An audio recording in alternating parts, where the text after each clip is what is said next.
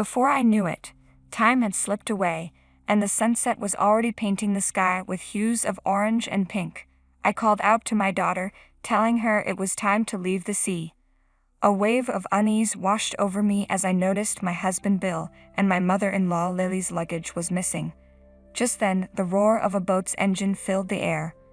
My heart sank when I saw Bill on the boat, heading away with a determined speed, leaving my daughter and me stranded on the shore. "Hey, why are you leaving us behind?" I shouted in panic, swimming frantically after the boat. Despite its small size, I couldn't catch up.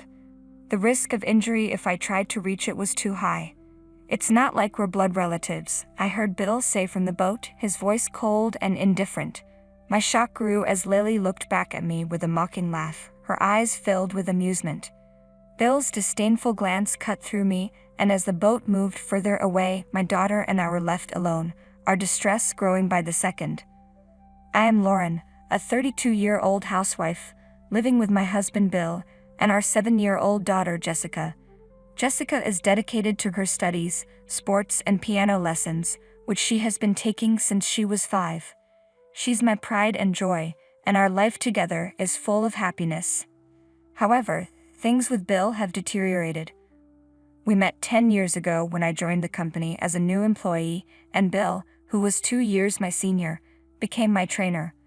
I admired his work ethic and the care he took in teaching me, and we soon began dating.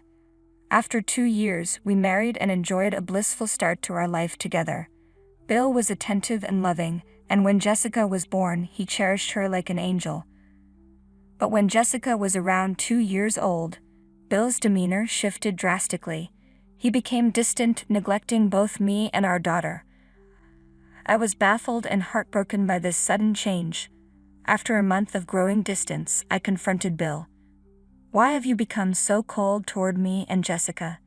Did I do something wrong? It's really hurting me." Bill's response was chillingly calm. "Because that child is not mine." "What?" I was stunned and confused. "Jessica is our child. What are you talking about? She is definitely your daughter." I tried to explain my side, but Bill wouldn't listen. He insisted that Jessica didn't resemble me at all. "That's not true," I argued. "She's only 2 years old. As she grows, she'll likely start to look more like you." "No, you're wrong. I won't be fooled. She has green eyes. Her eyes are quite large, too." I was taken aback. "But I have green eyes too, so she has the same eye color as me." Bill seemed a bit unsettled by this, but his pride prevented him from accepting it. "You're probably trying to deceive me." "No, I'm not. You really have to believe me." Bill asked for some time to think and went back to his parents' house. During his absence, doubt began to creep into my mind. I questioned whether we could truly build a family together, or if our marriage was even salvageable. While staying with his parents, Bill only shared his side of the story. As a result, Lily called me, expressing her disdain with harsh words. Eventually, my in-laws and I met to discuss the matter, and we agreed to do a DNA test to settle the issue once and for all. Bill argued that the results were obvious without the test, but I insisted on proceeding. Reluctantly, he agreed. The test results confirmed that Jessica was indeed Bill's child. When Bill saw the results, he was stunned. "You've got to be kidding me." My father-in-law, Pete, stepped in and said, "The results are clear. Just admit it and apologize to Lauren." With Pete's firm intervention, Bill finally came to his senses. "Lauren, I'm sorry." Bill bowed his head and apologized, and though I was still hurt, I chose to forgive him for the moment. I knew that many people might have opted for a divorce after such an incident, but my situation was complicated. I had become a housewife after our marriage and wasn't earning enough to support myself, let alone take Jessica's father away from her at such a young age.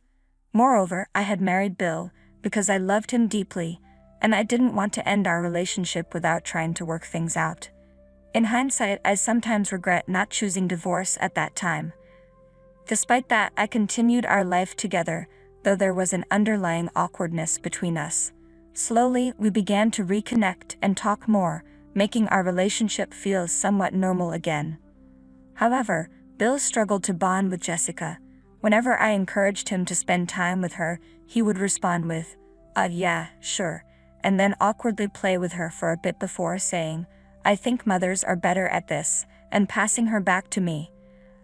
As a result, Bill rarely played with Jessica as she grew up. When Jessica was about 5, her curiosity was boundless. She read voraciously and asked me countless questions about everything she encountered. One day she inquired about history, and knowing that Bill had a strong grasp of world history, I suggested she ask him for answers. So Jessica ran to Bill with her question. I made every effort to improve the relationship between Bill and Jessica, but his response was disheartening. Whenever Jessica sought his attention, he would dismiss her with comments like, "You get a better answer if you ask your mother." This left Jessica confused and unsure of whom to turn to. I approached Bill and said, "Jessica is asking you for help. You should be more attentive to her." Bill's response was disheartening. "You're here for this kind of thing. If you're around, then there's no need for me." His words shocked me. I couldn't understand why he was so unwilling to spend time with our daughter. It was clear that Jessica felt neglected and lonely without her father's involvement. I tried to bridge the gap and strengthen our family bond, but Bill consistently refused to make time for us. Jessica worked diligently at her piano and studies, partly out of her own determination, but also in the hope of gaining her father's attention. My frustration with Bill grew, and one night I confronted him. "Enough is enough. Why are you avoiding Jessica? She's trying so hard to connect with you. You haven't even attended one of her piano recitals." Bill's response was cold and dismissive. "I let her do whatever she wants. That's my way of fulfilling my role as a father." I retorted, "You're being too distant with your own daughter." In response, Bill questioned, "I do wonder if she really is my child." "What are you talking about?" I snapped. "We had a DNA test." Despite my explanation, Bill remained unconvinced and retreated to his room. I was at a loss, wondering how I could ever change his mindset. Then, out of the blue, Bill proposed, "Let's go on a trip to Hawaii with the whole family." Bill suggested that we, along with my in-laws, should all go on a trip together. I was thrilled at the idea. Finally, Bill was making an effort to spend time with Jessica and me, and it felt like a chance for us to create some joyful memories as a family. When we arrived, Bill revealed that he had booked a boat for us and took Jessica and me to the port. The boat was small, but charming, and I was excited about the adventure ahead as we set sail into the sea. Jessica's face lit up with a bright smile as she looked at the boat. Bill, who had a boat driving license, planned to take us to a nearby deserted island. My father-in-law Pete had other plans. He wanted to buy some items and visit a friend living in Hawaii, so he wouldn't be joining us this time. With that, Jessica, Bill, Lily, and I set off for the deserted island. When we arrived, the island was stunningly beautiful. Jessica was awestruck by its scenery. Bill had brought snorkeling equipment, and he eagerly dived into the water alone at first. After a while, he invited Jessica and me to join him. I put on my gear and dived in, having done it a few times before, but it was Jessica's first experience. Bill patiently guided her through the process, and watching him take on a more involved fatherly role filled me with happiness. Jessica seemed thrilled to have her father teaching her, and she quickly started getting the hang of it. After some time, Bill decided to take a break and got out of the water. I made sure Jessica stayed close while I continued to enjoy diving with her. Before I knew it, time had flown by, and the sunset was already beginning to cast its golden hues over the horizon. I told my daughter it was time to leave the sea. At that moment, an unsettling feeling crept over me about what might happen next. I noticed that Bill and my mother-in-law Lily's luggage was missing. Then the roar of a boat's engine caught my attention. To my shock, Bill had boarded the boat and was leaving me and Jessica behind on the shore. "Hey, why are you leaving us?" I called out in panic, swimming toward the boat. Despite its small size, I couldn't catch up, and I feared I might hurt myself if I tried to reach it. As I approached, I heard Bill say, "It's not like we're related by blood, so this should be fine." His words stunned me. Lily peered out from the boat's bow and laughed. "Ha, look at that dumb face." Bill shot me a disdainful look, and then the boat sped away, leaving Jessica and me stranded. I hurried back to the island and found Jessica, who looked terrified. "Are we stranded here?" she asked, her voice trembling. I hugged her tightly, soothing her as she began to cry. "Everything will be all right," I reassured her, though the reality of being stranded on a deserted island was daunting. Luckily, I had some portable food in my bag, enough to last us a day or two, but not for long.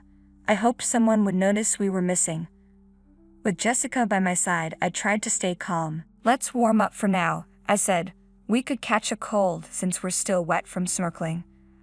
I carefully dried Jessica's hair and body with the towel I had brought and dressed her. Together, we gathered thin tree branches and dead leaves to start a fire. Thankfully, I had a lighter with me, and I used it to ignite the kindling. The fire slowly spread to the branches and leaves, providing us with much-needed warmth. Despite our efforts, anxiety gnawed at me. What if no one came to rescue us? About 2 hours after Bill had left, a small boat appeared on the horizon. I leaped up, frantically waving my arms and shouting for help. The boat approached and came to a halt near us. The man on board, a staff member from the boat rental shop, called out, "Are you okay?" He gestured for us to climb aboard. As we boarded the boat, the man explained that after Bill and Lily returned the boat, they had left immediately. The man realized that the number of people who had returned was not correct, which raised his concern. His worry prompted him to come to the island to check on us. Overwhelmed with relief, I burst into tears. Jessica, exhausted from fear, had fallen asleep in my arms. We were safely back at the island where our hotel was located. After thanking the people who had rescued us, Jessica and I made our way back to the hotel. In the lobby, I ran into Pete. "Oh, Lauren, aren't you with my son and wife?" he asked. When he saw how tired and distressed I looked, his concern deepened. "Let's sit over here in the lounge," Pete suggested. Once we were seated, I recounted everything that had happened. How we had been abandoned and Bill's ongoing neglect of Jessica. Pete listened intently and then bowed his head in apology. "I can't forgive what Bill and Lily did to you," he said sullenly. Pete had always been the one to seek the truth when Bill doubted Jessica's paternity, and he had always shown love for his grandchild. He was truly my only ally. "We need to teach them a lesson," Pete declared. I agreed, and we headed to the front desk of the hotel. Fortunately, Bill and Lily had not yet returned to the hotel, likely because they were out dining. Since I had made the hotel reservation, I canceled our stay. This way, Bill and Lily would not be able to stay there. Pete planned to stay at his friend's place nearby and would wait for us at the hotel to inform us about it. He then led Jessica and me to his friend's house, where we were warmly welcomed by his friend and his wife. By then, Jessica had woken up and was enjoying a comforting home-cooked meal they had prepared. Just then, I received a call informing me that Bill and Lily had been detained by the police. They had caused a scene at the hotel's front desk over not being able to check in, aggressively protesting their reservation. The front desk had reported the incident, prompting the police to intervene. Bill and Lily likely protested because they didn't want to be held accountable, but refusing to cooperate with the police only made matters worse. They reached out to Pete and me for help, but we declined. I informed the police that they had abandoned Jessica and me on a deserted island. The boat staff, who had witnessed the situation, also provided statements as evidence.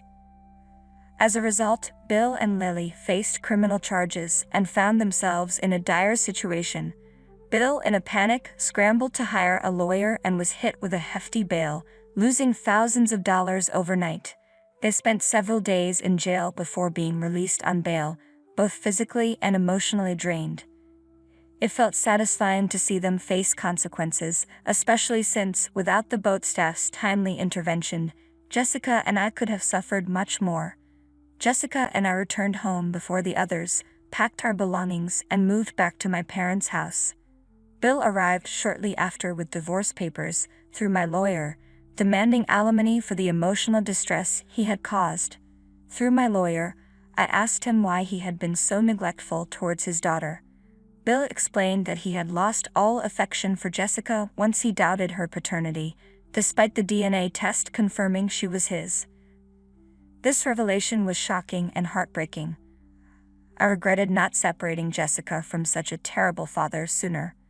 After the divorce, Bill was left with alimony and child support payments, plunging him into debt. I reported his behavior to my former boss, which led to this disgrace spreading throughout his company. Bill's reputation took a severe hit, and the stress of his situation, combined with his debt, has been overwhelming. Pete, deeply affected by the incident, divorced Lily. Stripped of her source of income and jobless, Lily found herself living in a rundown apartment, struggling with a part-time job. She sought help from Bill, but he refused, citing his own financial troubles.